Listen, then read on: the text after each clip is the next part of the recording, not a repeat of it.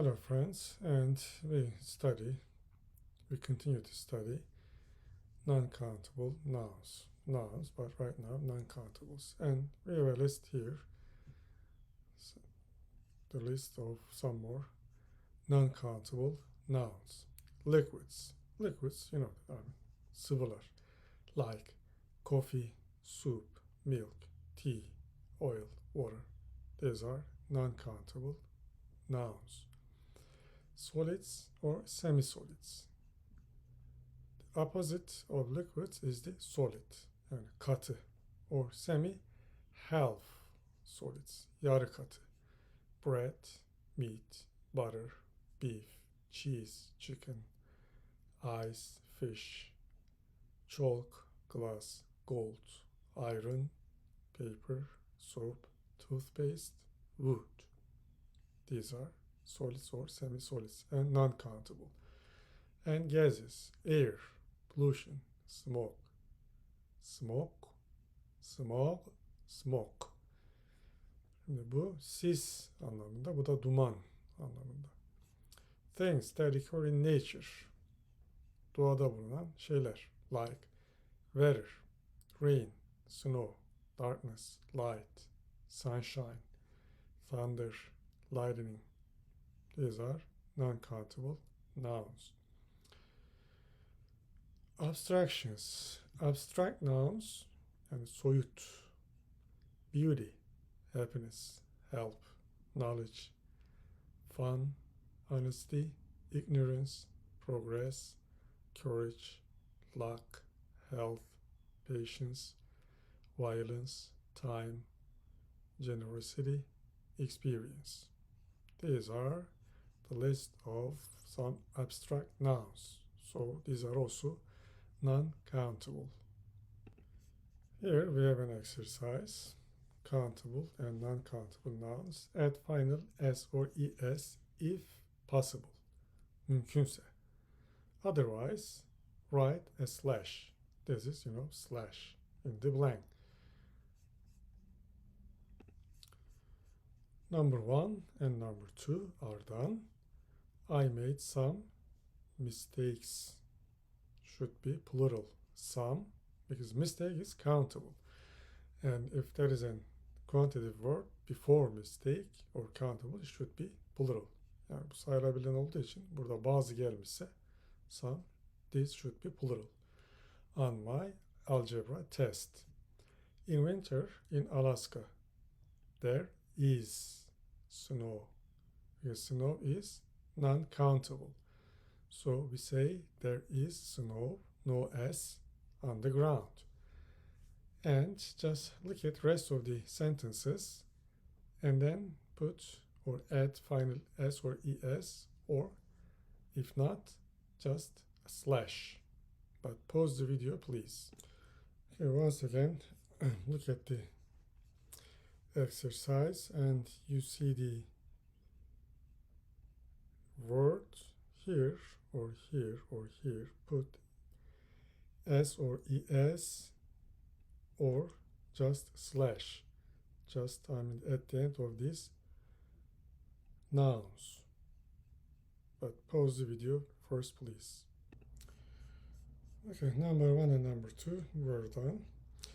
Number 2, Alaska has a lot of cold weather. Weather is non-countable, so we don't have to use or add s or es. We have a lot of storms in the winter. Storm, interesting in English, is countable. Şimdi gördüğünüz gibi bazı kelimeler bir dilde sayılırken diğer bir dilde sayılamayabiliyor. O yüzden this is the rule, because every language has its own rules. So we have to follow those rules. Kurallara uymamız gerekiyor. Chalk is non-countable, so there is some chalk in this classroom. Tebeşir. Be sure to give the new couple my best wishes. Dileklerimi, en iyi dileklerimi. I want to wish them good luck. İyi şans. But here, luck is non-countable. On the other hand, wish is countable. That's what I mean. Demek istediğim bu. biri sayılıyor. Bizde belki ikisi de sayılıyor. Başarılar dilerim. En iyi dileklerimi sunarım derken. But in English, luck, non-countable. Wish, countable. Thunder, non-countable. And lightning, non-countable. Can be scary for children and animals. Gold is expensive. Gold is non-countable. Diamonds, altın, elmas sayılamıyor, sayılıyor. Yani burada niye böyle bir sorusunu soramıyoruz. Kural bu. This is the rule. Diamonds are expensive too. I admire Prof. Yu for her extensive knowledge. Knowledge, non-countable, of organic farming methods. Prof. Yu has a lot of good ideas and strong opinions. Idea and opinion, as you see, countable nouns. Teaching children to read requires patience. Patience, non-countable. Doctors take care of patients. Patience, patience.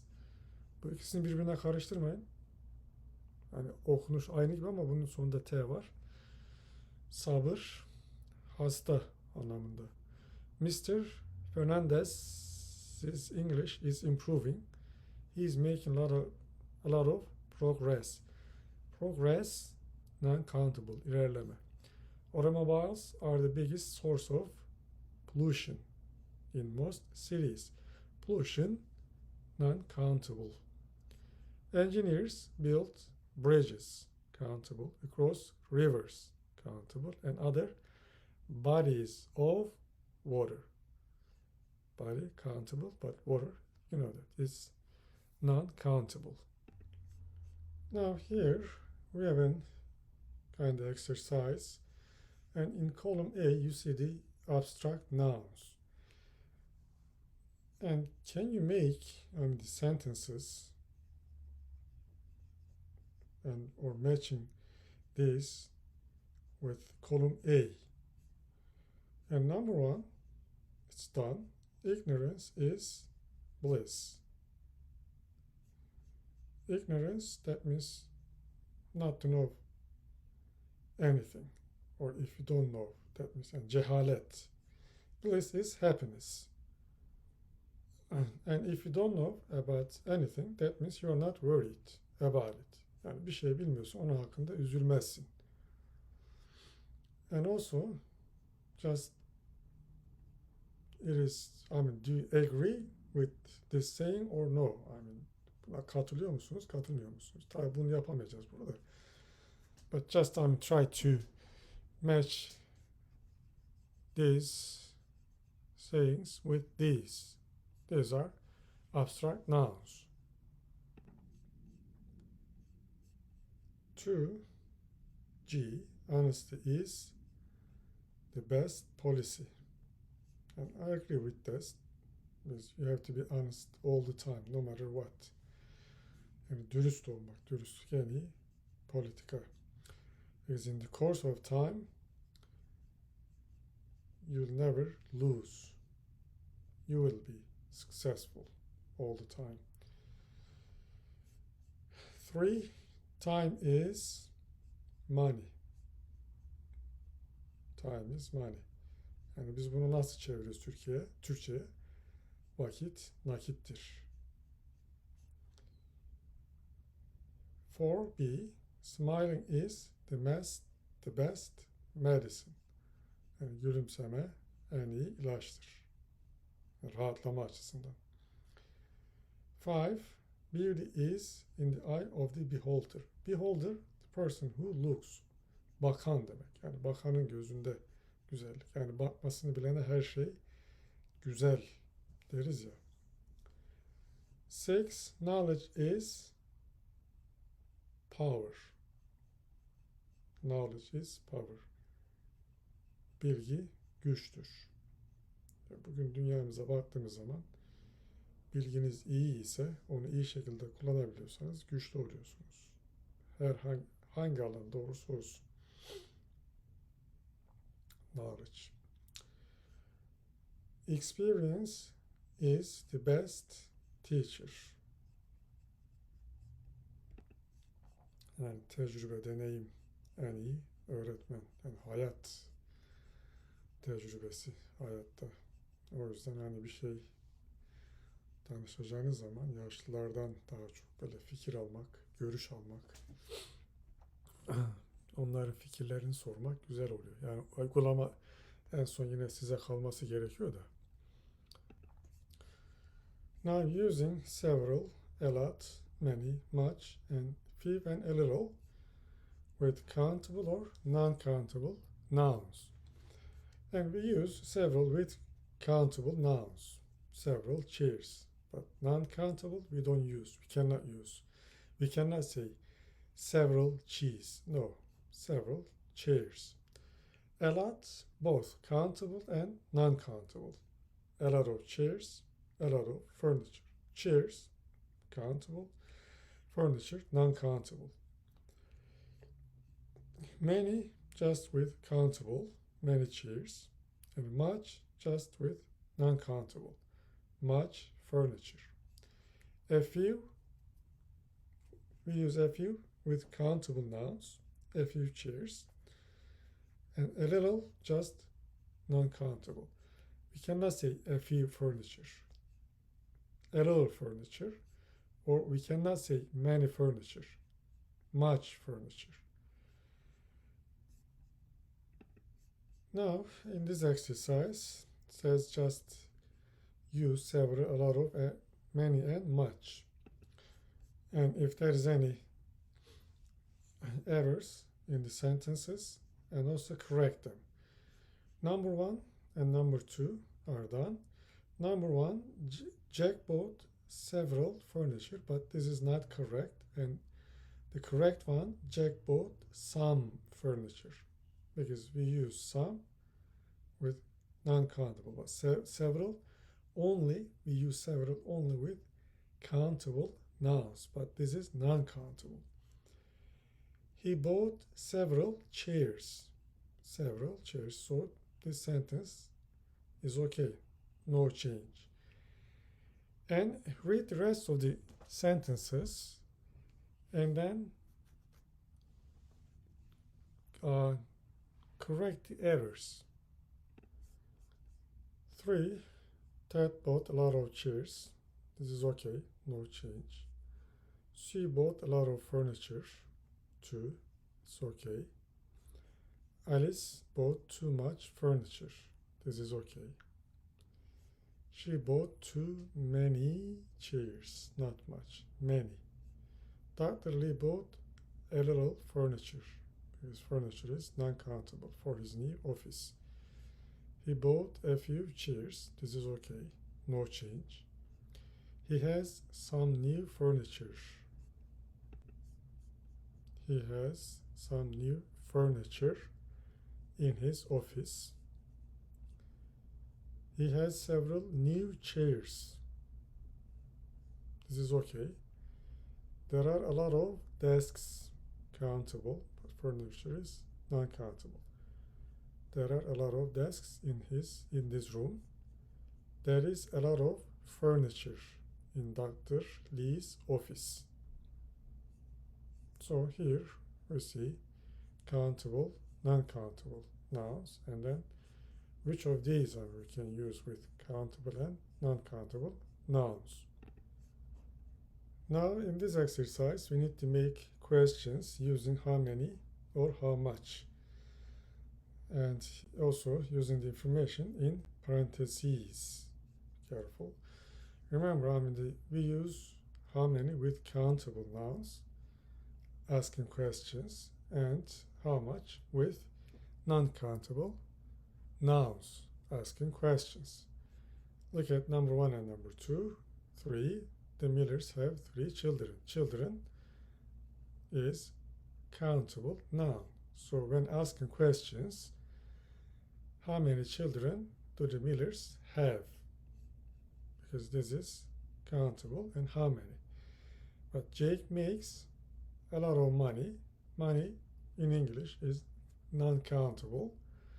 So when we ask question for non-countable nouns, we use how much money does Jake make? How many for countable nouns, how much for non-countable nouns. Now just read the rest of the sentences and then ask questions using how many or how much. 3, 11, so 11 players. So this is countable. And how many players are there on a soccer team? 11. Homework is non-countable, just a little. How much homework do you have to do tonight? Apples, countable. So how many apples are there in the baskets? Fruit is non-countable. How much fruit is there in the baskets? Province and provinces, this is countable. How many provinces are there in Canada? 10. Eyalet. Japanese language, so it's non-countable. And how much Japanese did you know before you moved to Japan? Ne kadar Japonca? How many kinds of fish are there in the world? Kinds of fish. Fish yani balık türü. How much cheese should I buy? Non-countable. A lot. 2 cups. We can ask this question like how many cups of tea or how much tea do you drink? Yani sorunuzun gelişine göre değişir burası. Yani kaç fincan, yani fincanı baz alarak soracaksanız how many. Ama sadece çay diye soruyorsanız sıvı how much tea. And this is also same. How many pieces of chalk are there? Or how much chalk is there? But be careful. If you use how much, here it should be is, non-countable. But pieces, countable. So how many pieces of chalk are there? İki tür sorabiliyoruz. How many pieces of chalk or how much chalk is there? Now, in this exercise, we need to complete the sentences using a fifth, a little, and also the nouns in here. The nouns in red. Bunları da kullanarak a fifth, a little. But remember, we use a fifth with countable and a little non-countable nouns. Number 1 and number 2 are done. Music. I feel like listening to a little music because this is non-countable and I use a little, biraz. Song is countable. We sang a few songs at home. Countable, a few, birkaç. Now pause the video and then complete the sentences using a few, a little, and also these words. But be careful, countable or non-countable. Number 2, help is non-countable, so we use a little. Do you need a little help? Pepper, also non-countable, so my grandfather always puts a little pepper on his hard-boiled egg. Thing, this is countable. I need to pick up a few things at the market on my way home from work tonight. Apple, this is countable, so a few apples. Fruit, non-countable, so a little fruit. I bought a little fruit. Advice, non-countable. I need a little advice. Money, uncountable. If I accept the job, I'll make a little more money. Biraz daha fazla. Coin, countable. And he put a few coins. Coins bu demir para oluyor. Friend, countable. A few friends came by last night to visit us. Rain, this is non-countable. It looks like we might get a little rain today. French, this is language, so this is non-countable. I can speak a little French, but I don't know any Italian at all. Our, this is countable. Ron's plane will arrive in a few more hours. Toothpaste, this is non-countable. Tommy, put just a little toothpaste on your toothbrush, not half the tube. Chicken, here chicken non-countable, and here chicken countable. What is the difference? I'm still hungry. I think I'll have a little more chicken. When I was a child, we raised a few chickens in our backyard. 17 should be in our backyard, and arka bahçede. Okay, why I'm in this here non-countable and here this is countable, and what is the difference? Okay, here is the difference. Şimdi fark bu. Chicken, a little chicken, a little chicken. Dikkat edin, küçük bir piliç. But it's live. But as a meat, et olarak, a little chicken, biraz piliç ama et olarak dikkat edin, sayılmıyor bu.